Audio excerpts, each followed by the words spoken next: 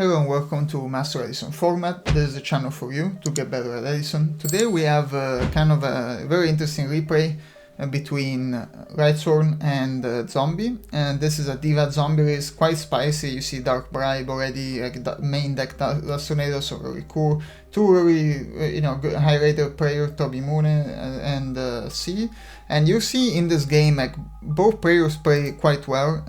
As opening hand, we have I believe the zombie player starting. Zombie definitely have a lot of floaters, so they can have so stars. Decides to go for the Mystic Tomato, sets dash shoot, nothing too crazy there. Sets 3, I guess, like he has a Dark Bribe for a potential heavy. He dash shoots immediately. I don't always do this. I mean, considering you have 3 cards, if he has heavy, you probably want to dash shoot there. If he has some type of, I don't know, MST, you want to kind of get value from it. He takes the Honest though. He has a handful of Lightsworn, so this is kind of a very slow hand.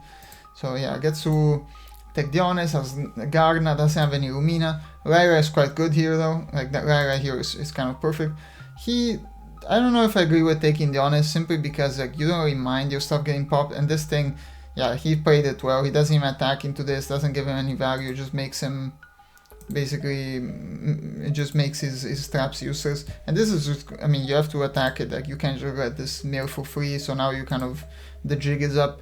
You'd know that there was no goals, nothing like that, so I would have attacked with the turtle or 2, I would have gotten a little bit more aggressive. Like I think, yeah, you definitely want to, I think, start doing damage, because you see he has a really slow hand, and like, either of these you don't mind dying.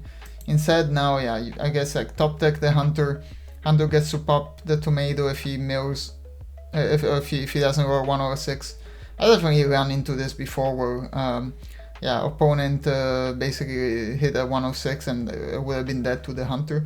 Yeah, basically in this case, like clears both monsters, tosses Garna and Wolf, like pretty good tosses, and not really too much to do there.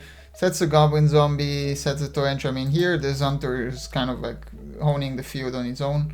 Of course, you don't really want, this is not super reliable, you have to be careful that, you're not always gonna get what you want. Attacks the Goblin Zombie. He has double Dark Bribe, which in this matchup I think is quite bad. But in general, it's an interesting card. I don't love it just because it's a 1 for 2. Like you basically give your opponent, like you trade, you're not just trading a card for card, but you give him an extra card. So it's very good against like really powerful stuff, but against certain things it's not so good. Here this Hunter is gonna live because of the Garna. Yeah, this Zombie Master didn't really get to do much, especially with the Dark Bribe. Doesn't really synergizes, can't summon from the grave. Yeah, here summons another monster.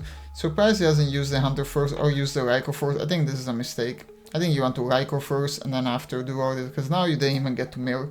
Like this was like, I guess, yeah, I understand that you want to get the value from the Garrett, but this was very greedy play. I don't like this play at all, because this was greedy. I think you want to Raikou for, even though yes, you do get the extra draw with the Garrett. You kind of run into I guess like it had to be Torrential, but like still, like you kind of expose yourself. But I mean, it's fine. Now you're kind of in a tough situation. You don't really have anything except for another Raikou. Yeah, kind of in a tough spot here. This Mind Control is quite a good top deck too. If you're expecting Raikou, yeah, you get to mirror yourself, pop his own Raikou. Yeah, this is quite good. And I think that's why Mind Control, even though Brain Control is of course better, but Mind Control is kind of underrated. It can take set monsters and Brain Control can't. It's quite a good card, I would say. Here we have a card the Haunted for the Diva, going to a Synchro play. I like this. Gets to basically hold the board. I think Catastrophe against Lightsworn or any kind of bright deck is quite strong. Like plays around the Honest. The Sangan is going to get you a search. Like this is just all going see his way. Gets a Gale. Gale is also quite good to out some problematic monsters. Like, yeah, I don't know what else you would get in this situation. You kind of have a little bit of everything. You could get another Floater if you wanted, but anyway, here he top decks Lyra, which is probably his safety, like his savior here, because otherwise he would this Starcom would be stuck in the hand for a while.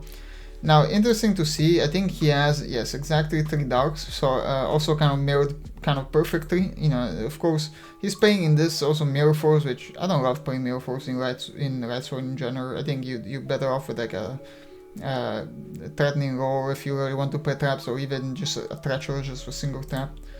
Here he has the brain control.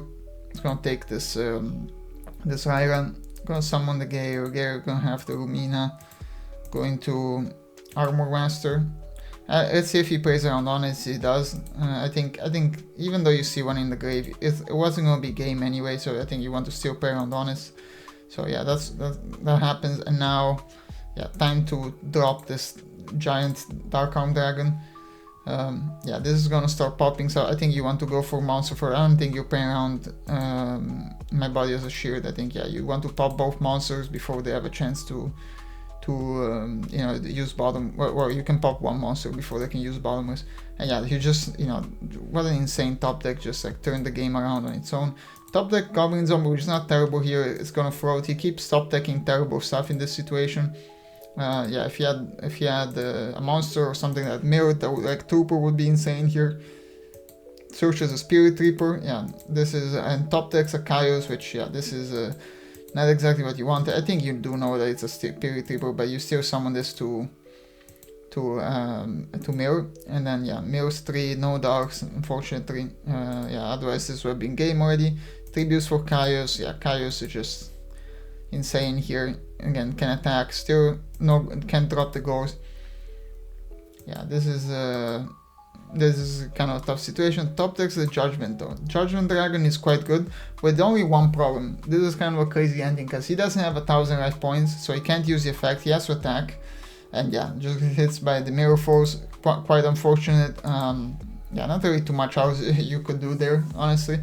And yeah, that was just game. Kind of a crazy ending to the game. Top deck Dark Arm, top deck Kaios, top deck Judgment, and this is why I think playing decks that have just good top decks is in general is good, because in those situations, like, it's not even about skill, you just have better odds. Like, you just build your deck in a way that you have higher probability of drawing good stuff.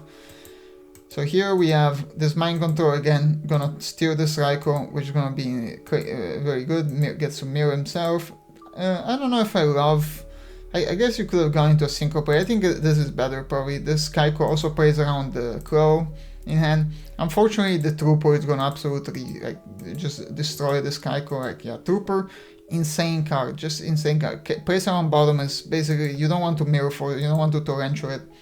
Just crazy good card. I mean, if you look at a card like this, you're like, why is this at 1? Like, it just does so many things. It's just too good.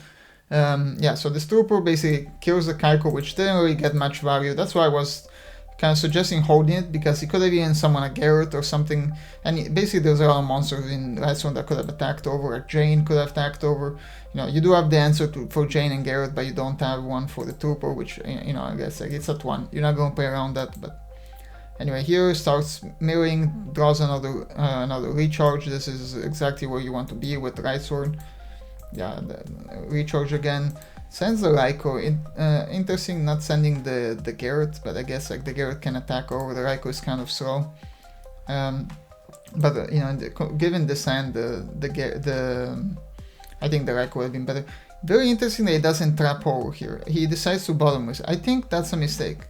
Honestly, like, I think you trap over this. Yes, this you know you want to have an out to Lumina, but given the situation, like, there's so many better things that, like, you want to bottomless than Araya, that I think you definitely want to trap over. I think this is a little bit of a mistake. But anyway, yeah, this Judgment, as you see, like, good players, they always pop the monster first just in case this was another bottomless or I mean, torrential doesn't really matter. But anyway, pops the Trapper, gets to attack. Yeah, this, you know, two games in a row with the dad. You know, it is quite a good boss monster. Here you don't have a lot of things you can do. I think you set the Sangan and hope you survive. Is basically your best hope. And yeah, here he has a ton of options. Decides to get a Judgment. Yeah, Judgment is gonna be quite good too. This is just game. Yeah, as a Judgment can pop, it's gonna be a game. Yeah, not really too much when they have a double recharge draw like this. Like if they start like drawing those spells and like basically they start milling into the boss monsters, it's quite tough. It's quite tough for any deck really to play against that. Like there was very few answers to like clean answers to Judge Me in Edison. Like like those what you call it, basically solemn judgment, like, and you have oppression, stuff like that. But like oppression can get popped by the Lyra. Solemn judgment can get popped by the Lyra. So it's not really so easy to stop the card once they set up the grave. So the best case is usually try to keep their monsters off the board, keep them from milling, and that's how you play. He plays Dark Bribe and Starlight Road in this Diva Zombie list. This is kind of interesting. I like the bottom is there. Don't even let them mill anything. Just get value of your card before somehow these get popped by Lyra or something like that. Sets of torrential passes.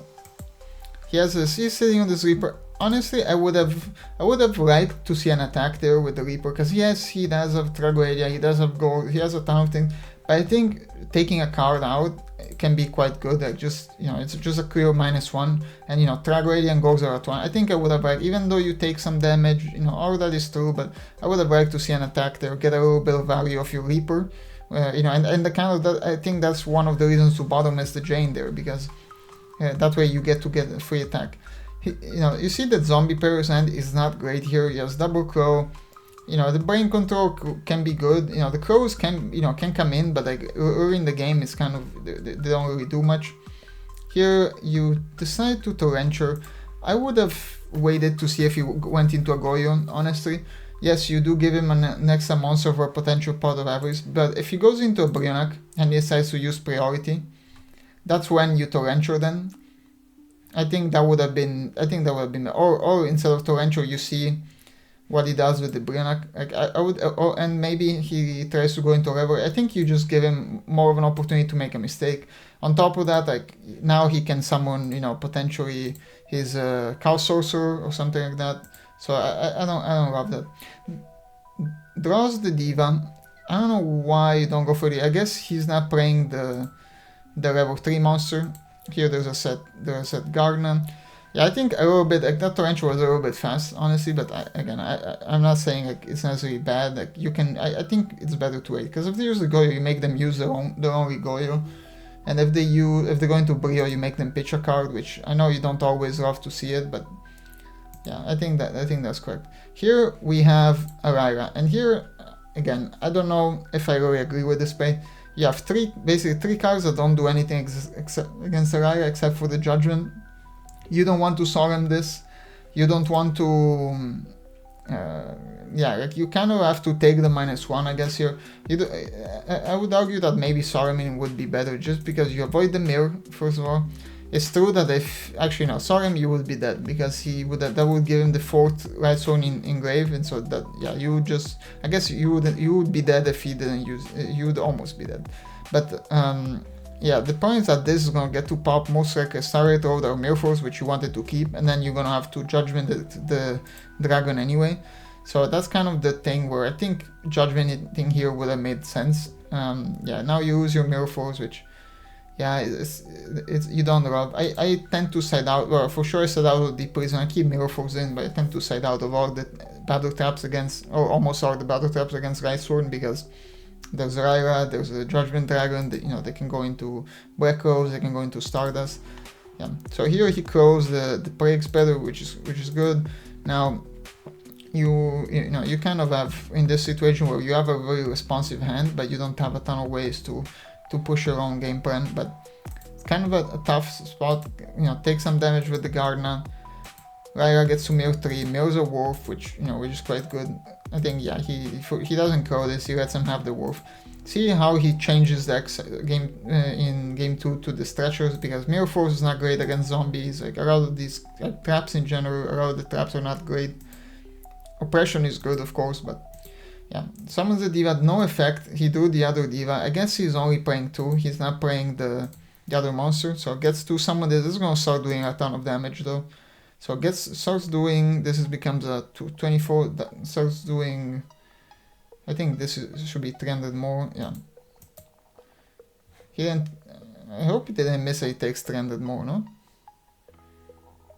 This is... Actually, no, this gains it after it does damage. Okay, my bad. Yeah, I always get confused with something like Avarice here, but this crow is gonna get to and on top of that, the crow not only negates the Avarice, always also removes one of the targets for the solemn, for the judgment. So that's where I think you could have maybe thought about it for a second, because I'm not saying, you know, you read into a crow, he already used one, so the probability is low, but maybe you want to judgment first, see if the judgment goes through. It wouldn't have anyway. He had the Starlight, he had the Sorum. Like maybe you want to summon this first, because now you can't even summon it anymore. On top of that, why would you Avarice, like even if this resolved, then you wouldn't have a way to summon the judgment anyway. So I think in this case you kind of want to first go for this. If this gets negated, destroyed in any way, then you Avarice then, and then, you know, in this case he had an answer for everything, but I think like this he didn't even have to answer the Sorum judgment. But anyway, yeah, he crows here, tries to go into the Cow Sorcerer, but this is kind of a desperation play. You don't really want to crow like this, like, you know, you can, I mean, he has to do it to summon the Sorcerer, but nothing to do there. Now puts this in defense. Yeah, just to take a little bit less damage. Summons the Gare halves this. This is going to be a good amount of damage. Still has a Starlight Road here for potential Sorum Judgment, and yeah, this is Urquiza is going to do a ton of damage against Lightsworn. Yeah, so draws Goals. Goals is basically almost a dead card here. Yeah, he's almost dead here. He has to. I would argue he could have summoned another monster too, just to be extra sure, but don't really need to. Attacks with the Urquiza here. I kind of would have liked to see Goals dropped here, because now you negated this and you have to take 13 anyway. This monster is too small, and I think I would have liked to see the Goals there on the attack before, but anyway. So this should be 3000. I think they missed this because it did battle damage, or oh, no, actually no, no, it doesn't have to be piercing. I think it's just battle damage, so I think this should be 3000. But anyway, he has the Goals. Goals basically needs to attack over the Gare. Not sure why he puts this in attack. I guess he has the track, so wants to summon the Stragoedia, but like not really too much you can do there. I think this is just gonna be gamey. The Tragedia doesn't do anything here because you don't have anything to pitch, you don't have any way to take control or anything. This is just, yeah, it's just probably gonna be game. Goes for Brio. Brio bounces the token, and yeah, this is game. There's no Gargna, nothing to protect you.